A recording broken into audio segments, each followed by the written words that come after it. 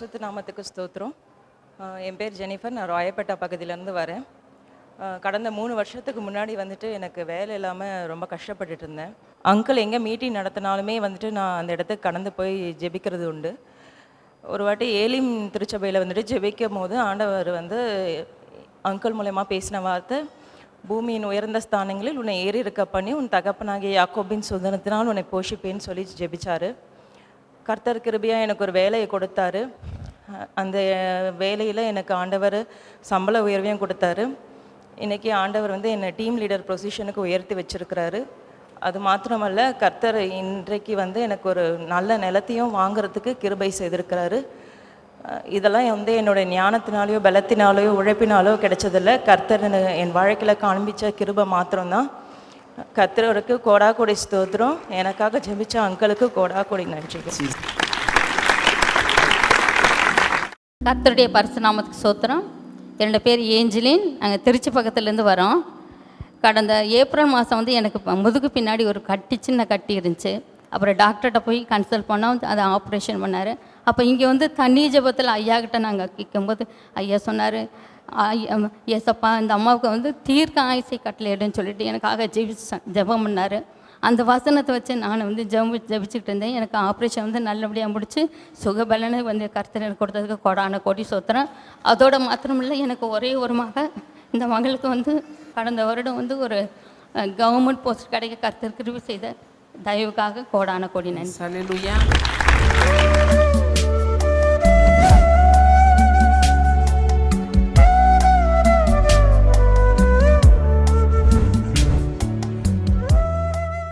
கிறிஸ்துவுக்குள் மிகவும் பிரியமான எனதருமை சகோதர சகோதரிகளே, நம்மை சிருஷ்டித்தவரும் நம்மை உண்டாக்கினவரும் நம்மை ஒருபோதும் மறந்து போகாதவருமாகிய இயேசு கிறிஸ்து முன்னிட்ட நாமத்தினாலே உங்கள் எல்லாரையும் வாழ்த்தி ஆசீர்வதிக்கிறேன். அல்லேலூயா.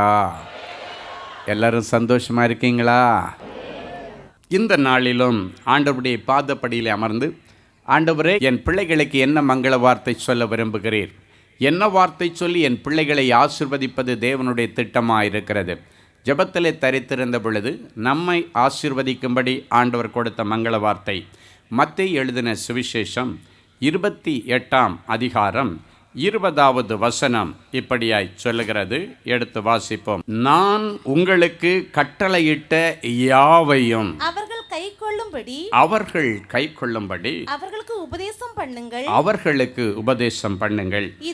இதோ உலகத்தின் முடிவு பரியந்தம் சகல நாட்களிலும் நான் உங்களுடனே கூட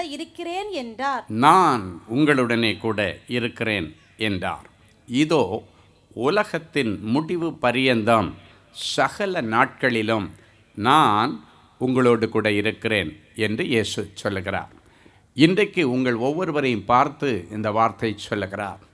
2000 வருஷங்களுக்கு முன்பாக தன்னுடைய சீடர்களுக்கு சொன்ன அந்த வார்த்தையை இன்றைக்கும் தன்னுடைய சீடர்களாக பாவித்து தன்னுடைய பிள்ளைகளாக நினைத்து உங்களை பார்த்து நேரடியாய் சொல்லுகிறார், பயப்படாதீங்க, உலகத்தின் முடிவு பரியந்தமும் சகல நாட்களிலும் நான் உங்களோடு கூட இருப்பேன் என்று ஆண்டவர் சொல்கிறார். ஆங்கில வேதாகமத்திலே ஐ ஆம் வித் யூ ஆல்வேஸ் என்று சொல்லப்பட்டிருக்கிறார். அப்படின்னா எப்பொழுதும், சகல நாட்களிலும் என்று வேதம் சொல்லுகிறது. தமிழிலே ஆங்கில வேதாகமத்திலே அது ஆல்வேஸ் என்கிற ஒரு வார்த்தையை குறிக்கிறது. அப்படின்னா எப்பொழுதும் நான் உங்களோடு கூட இருப்பேன் என்று சொல்லுகிறார். என் அன்பு தேவனுடைய பிள்ளைகளே, கவியரசர் கண்ணதாசனை குறித்து நீங்கள் தெரியாமல் இருக்க முடியாது. அவர் நிறைய சினிமா பாட்டு எழுதினார். கடைசியாக இயேசு காவியம் அப்படின்னு சொல்லி இயேசுவின் வரலாற்றை அவர் எழுதி முடித்து வெளி தேசத்திற்கு புறப்பட்டு போய் திரும்பி வந்து அதை வெளியிட வேண்டும் என்று அவர் விரும்பினார். கடைசியாக அவர் வெளி தேசத்துக்கு போகிறதுக்கு முன்னால் அதற்கு எழுத வேண்டிய முகவுரை, தொகுப்புரை எல்லாமே எழுதி வச்சுட்டு ரிலீஸ் மட்டும்தான் அவர் போயிட்டு வந்து ரிலீஸ் பண்ணுற மாதிரி வச்சுருந்தார். அந்த முகவரியில் அவர் 2 காரியத்தை எழுதியிருக்கிறார்.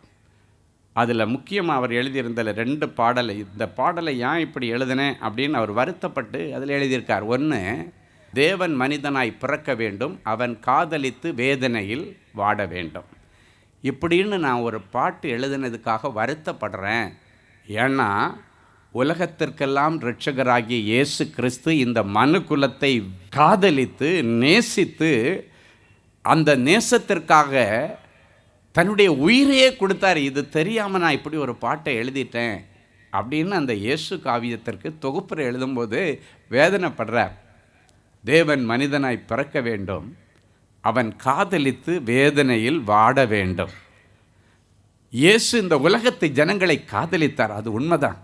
அன்னைக்கெல்லாம் எனக்கு அது தெரியாமல் போச்சு. இந்த பாடல் எழுதும் பொழுது அவர் எவ்வளவு வேதனைப்பட்டார் என்பதை இந்த இயேசு காவியம் எழுதும் பொழுது நான் கண்ணீரோடு எழுதினேன் என்று அவர் எழுதியிருக்கிறார். கத்தோலிக்க திருச்சபையினுடைய ஃபாதர்ஸ் தான் இவரை ஊட்டியில் ஒரு தனி இடத்துல கொண்டு வச்சு அந்த அட்மாஸ்பியர் எல்லாம் அப்படியே தனிமைப்படுத்தி, எப்படி யோவானை இயேசு அழைத்து கொண்டு போய் பத்ம தீவில் எல்லாவற்றையும் சொல்லி கொடுத்தார், அதே போல் அந்த கவிஞர் கண்ணதாசன் அவர்களை தனியாக ஒரு இடத்துல கொண்டு போய் இந்த இயேசுடைய வாழ்க்கை வரலாற்றை சொல்ல சொல்ல அவர் அதை காவியமாக வடித்து கொண்டிருந்தார். அப்போ தான் இப்படியெல்லாம் எனக்கு தெரியாமல் போச்சேன்னு சொல்லி அவர் அந்த ஒரு காரியத்தை எழுதியிருக்கார். ரெண்டாவது ஒரு பாட்டை நான் கேள்விக்குறியாக முடித்தேன். உண்மையிலே இயேசுவை பற்றி இந்த ஃபாதர்ஸ் சொல்கிற மாதிரி முதல்ல தெரிஞ்சிருந்தால் அந்த பாட்டை வேறு மாதிரி முடிச்சிருப்பேன் அப்படின்னு ஒன்று எழுதியிருக்கார்.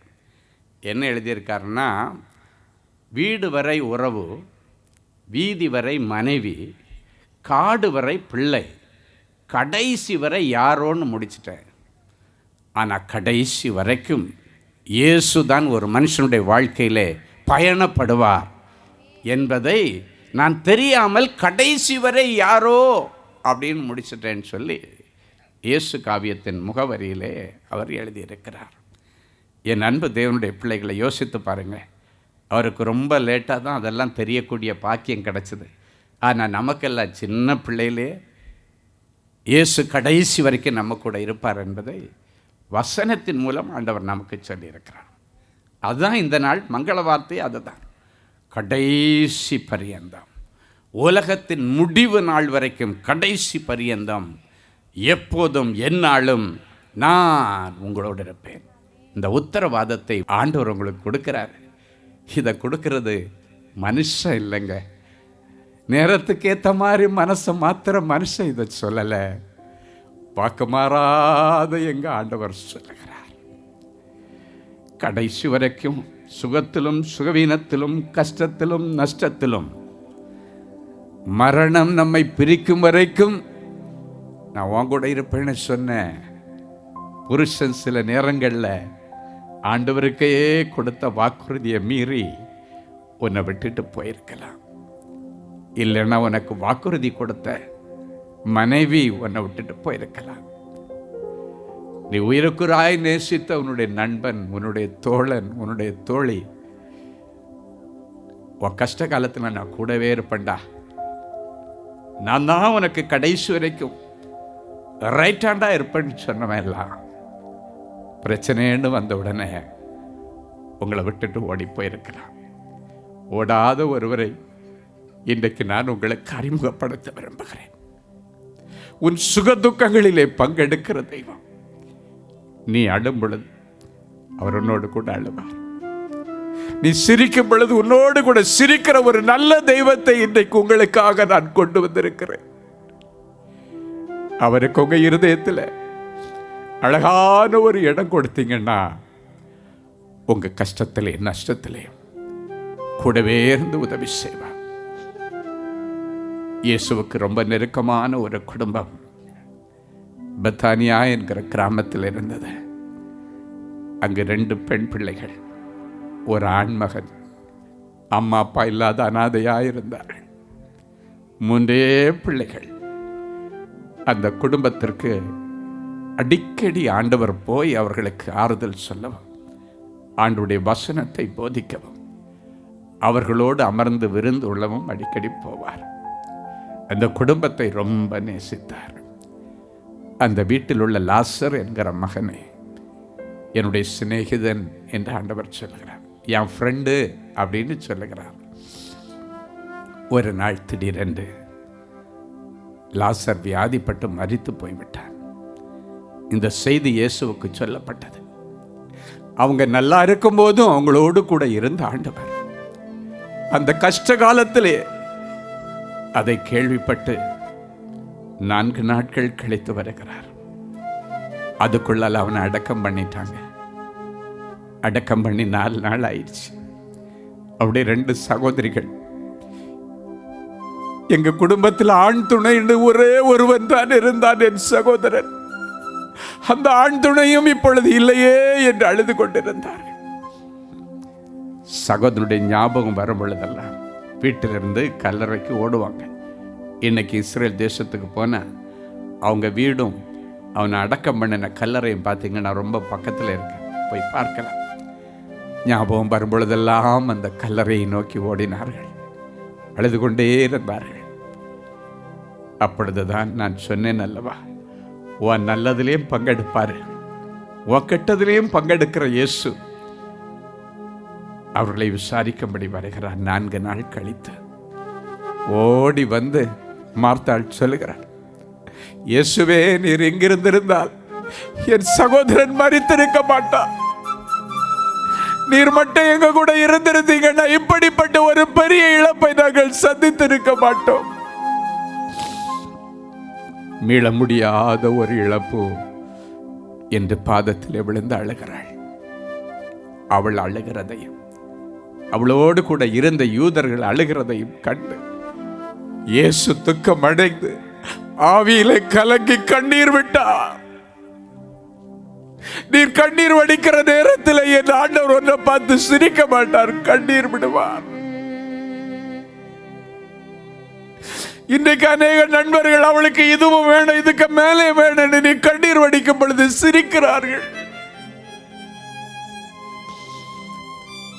சொந்த பந்தங்கள் சொல்றாங்க, நான் அப்பவே சொன்ன, இவ கேட்கல, இவளுக்கு இதுவும் வேணும், இதுக்கு மேலே வேணும். நொந்து போயிருக்கிற இருதயத்திலே வேலை பாய்ச்சுகிற ஜனங்கள் வாழ்கிற இந்த பூமியில நீங்கள் வாழ்கிறீர்கள். ஆனால் இயேசு அப்படி அல்ல. இயேசு கண்ணீர் விட்டார். வேதத்தில் இருக்கிறதுல சின்ன வசனம், இயேசு கண்ணீர் விட்டார். இன்றைக்கு உன் நிலைமையை பார்த்து யாரு கண்ணீர் வடிக்கிறாங்களே இல்லை, என் இயேசு கண்ணீர் வடிக்கிறார். லாசருடைய வாழ்க்கையில் அவனுடைய சகோதரிமார்கள் வந்து காலில் விழுந்த உடனடியாக இயேசு கேட்டார், அவனை எங்கே அடக்கம் பண்ணியிருக்கீங்க? அப்போ அவங்க சொன்னாங்க, அடக்கம் பண்ணி 4 நாள் ஆச்சு, நாருமே என்று சொன்னார்கள். அப்போ ஆண்டவர் சொன்னார், அதை பற்றியெல்லாம் நீங்கள் கவலைப்படாதீங்க, என்னை அழைத்து கொண்டு போங்கள். இயேசு போனார். கல்லறையின் வெளியில் நின்று ஒரே ஒரு வார்த்தை சொன்னார், லாசருவே வெளியே வா என்றார். அவ்வளவுதான். சத்து அடக்கம் பண்ணி 4 நாள் ஆகி சரீரத்தில் உள்ள சதையெல்லாம் அழுகி போன லாசர் உயிரோட முன்னால் வந்து நின்னா. என் அன்பு தேவனுடைய பிள்ளைகளே, இன்றைக்கும் அநேக செல்வங்களை இழந்து நீ வந்திருக்கலாம், வேலையை இழந்து வந்திருக்கலாம். என் பிள்ளை இழந்து வந்திருக்கிறாயா? எதை இழந்து வந்திருந்தாலும் ஆண்டவர் சொல்லி இருக்கிற இழந்து போனதை தேடும், மீட்டு கொடுக்கவும் இந்த பூமியில வந்தேன் என்று சொன்னவர்.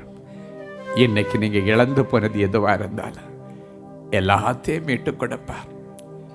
அன்றைக்கு ஏதேன் தோட்டத்திலே ஆண்டவருடைய பிரசன்னத்தை இழந்து ஆதாம் ஏவாள் ஒளிந்து கொண்டிருந்தார்கள். அவருடைய முகத்தை பார்க்க முடியாமல் துணிவில்லாமல் மரங்களுக்கு பின்னே போய் ஒளிந்து கொண்டிருந்தார்கள்.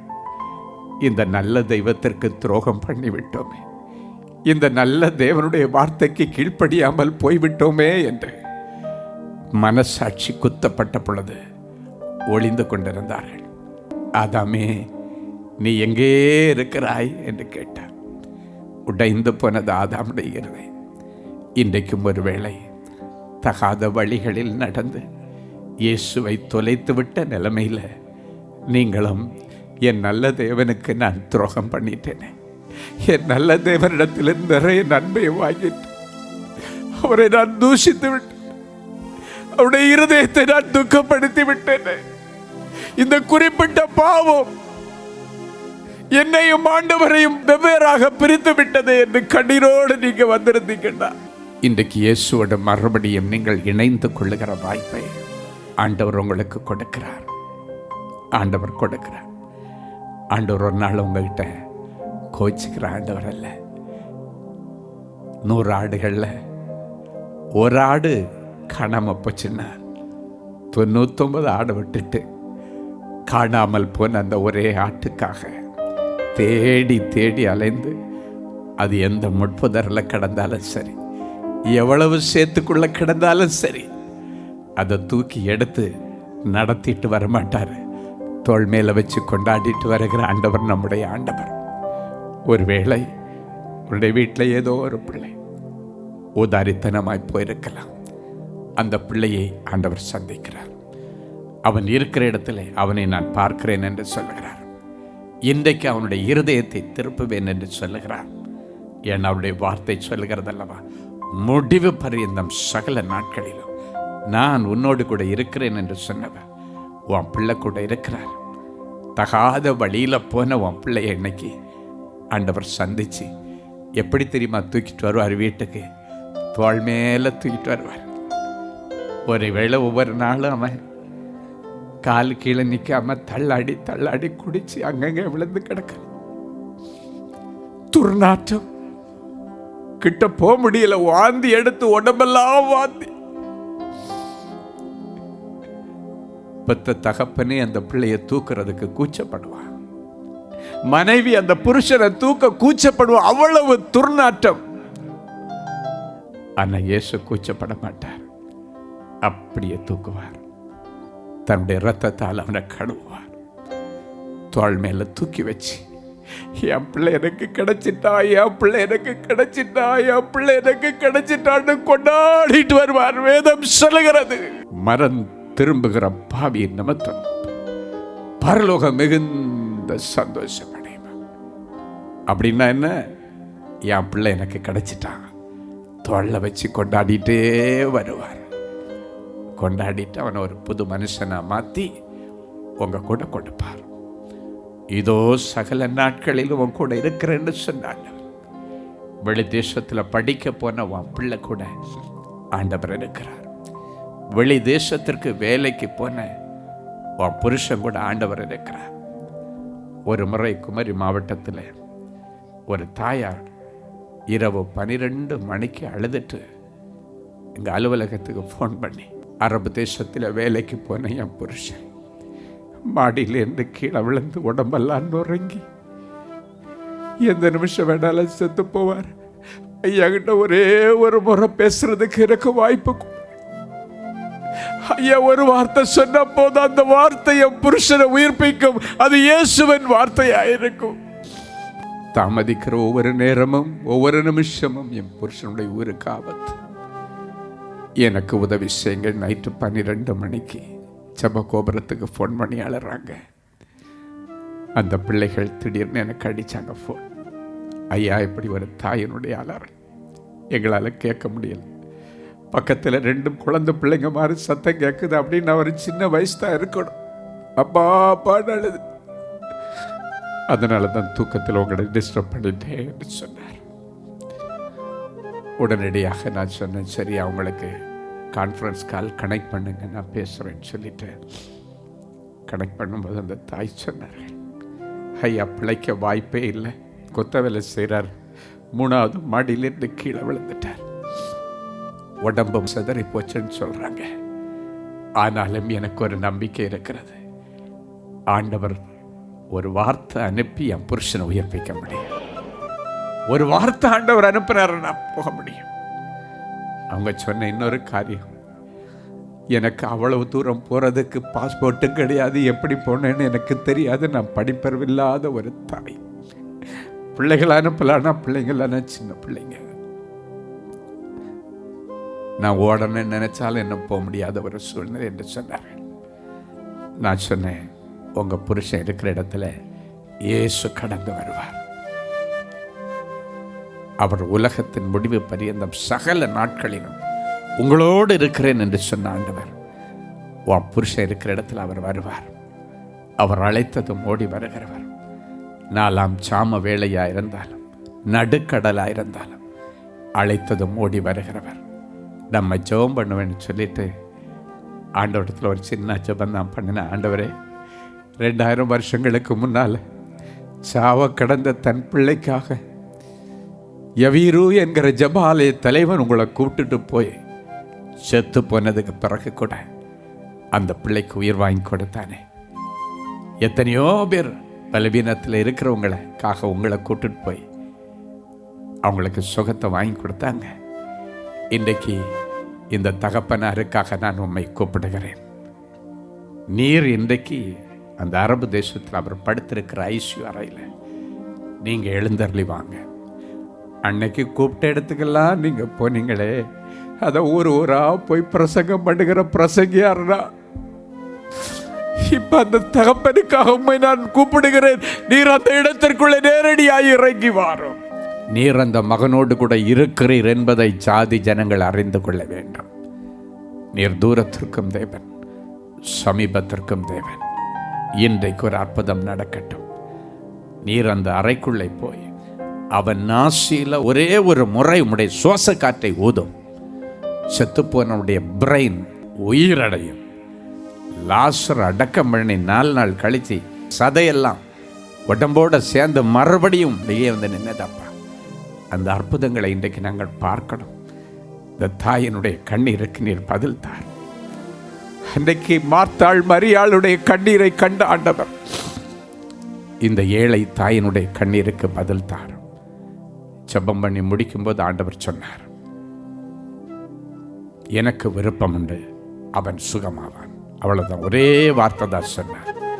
எனக்கு விருப்பம் உண்டு, அவன் சுகமாவான்.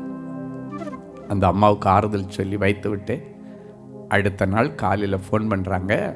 கோமாவில் போன அவருக்கு உணர்வு திரும்பி விட்டது.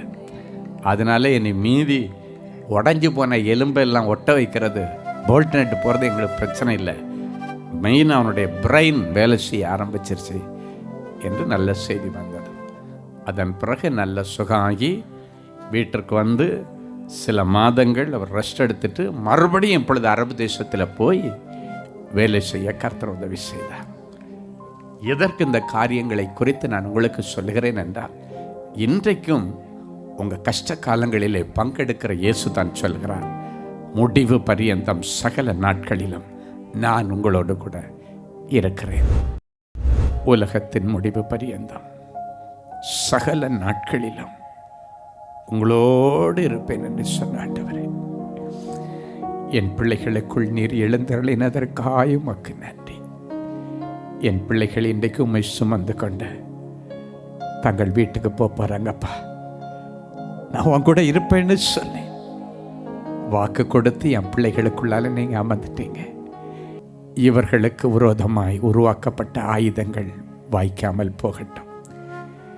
இன்னைக்கு என் பிள்ளைங்க வீட்டு வாசப்படியில் படுத்து கிடக்கிற தரித்திரத்தின் ஆவிகள் எல்லாம் வெளியேறட்டும். இவர்கள் வீட்டு வாசற்படியில் காத்து கிடக்கிற தற்கொலையின் ஆவிகள் எல்லாம் வெளியேறட்டும்.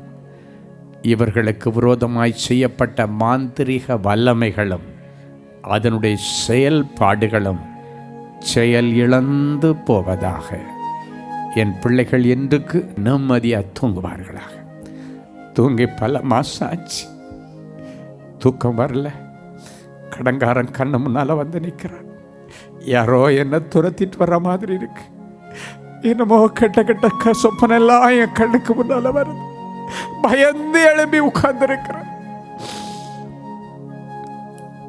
என்னை காக்கிறவர் உறங்குவதும் இல்லை தூங்குவதும் இல்லை என்று சொன்னேன். நீர் தூங்காம உறங்காம பக்கத்தில் இருந்து என் பிள்ளைகளுக்கு நல்ல தூக்கத்தை தாங்க. கர்த்தர் தமக்கு பிரியமானவர்களுக்கு இன்பமான தூக்கத்தை கொடுக்கிறாருன்னு சொன்னீங்களே, இன்றைக்கு பிறகு ஒரு இன்பமான தூக்கம், சந்தோஷமான தூக்கம் என் பிள்ளைகளுக்கு கிடைக்கட்டும். ஆண்டவர் அதிசயங்களை செய்கிறதற்காக உமக்கு நன்றி. இயேசுவின் மூலம் பிதாவே, ஆமேன், ஆமேன். கிறிஸ்துவுக்குள் அன்பானவர்களே, ஆண்டவராகிய இயேசு கிறிஸ்துவின் இனிய நாமத்தில் அன்பின் வாழ்த்துக்கள்.